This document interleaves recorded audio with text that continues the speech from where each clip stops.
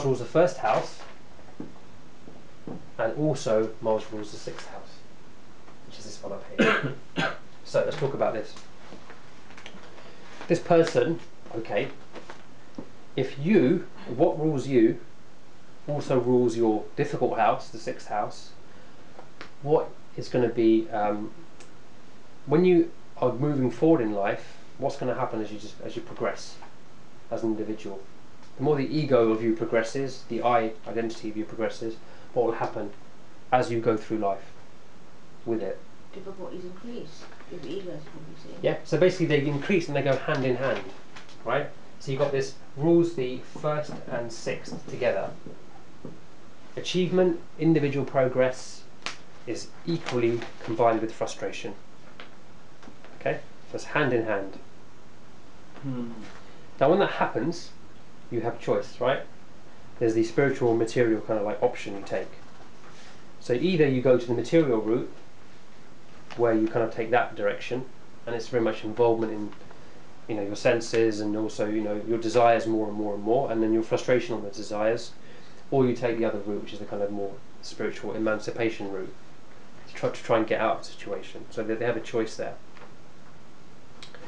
There is a link here to basically Scorpio is said to be where a snake called Vasuki, which is a serpent, protects the precious gem in a cave. That's where what the mythology says. Anyone know anything about Vasuki? And a little bit about it. The content of Vasuki? Is that the one? No. I mean, there's lots of serpents and snakes in mythology, and they all have different names and roles. Okay, this particular one is known to be in a cave protecting a precious gem, and that gem is the Kundalini energy, is what is seen to be. Any snakes in this mythology are representing transformation, okay, in the kind of esoteric astrology type of it. So it's basically a kind of a way of trying to symbolize these kind of like techniques of transformation. That's really how these things were used. So the Nagas, which are the kind of the serpents, equated Scorpio to a place called Patala, right?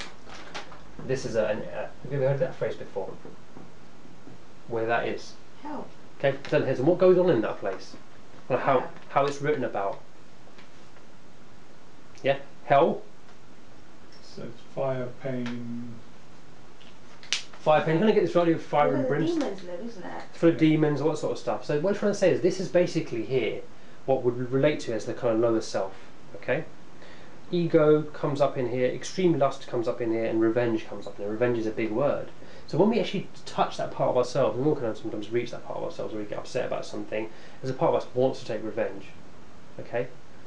And there's a strong pride part of ourselves. These bits are all hidden within the kind of base of Scorpio. So it all comes down to, the way of working with it, it all comes down to how you transmute this energy from this lower energy into a higher form. Okay? And how you move through that process of the challenges around it.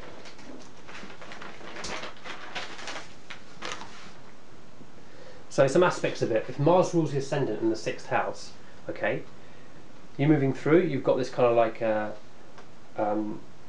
a person, a temperament, which is like we talked about the Scorpion type temperament. So they're known for their kind of mischievous acts, okay, the mischievous stuff that they can pull off. One little bit unpleasant thing about scorpions. What do scorpions do when they fight another scorpion? You aware of what happens? They eat them. Yeah, so it's quite cruel, but what is it actually? They consume the other enemy as part of themselves.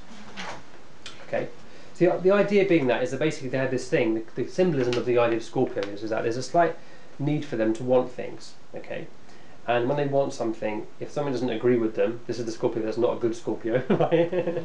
Okay, there's sometimes a need for them to actually consume that thing instead. Okay, and once they've consumed it, they don't care anymore. So if it was a business partner or something, and if something like that happened, then they just want to finish them off. That's it, consumed and then don't really care anymore.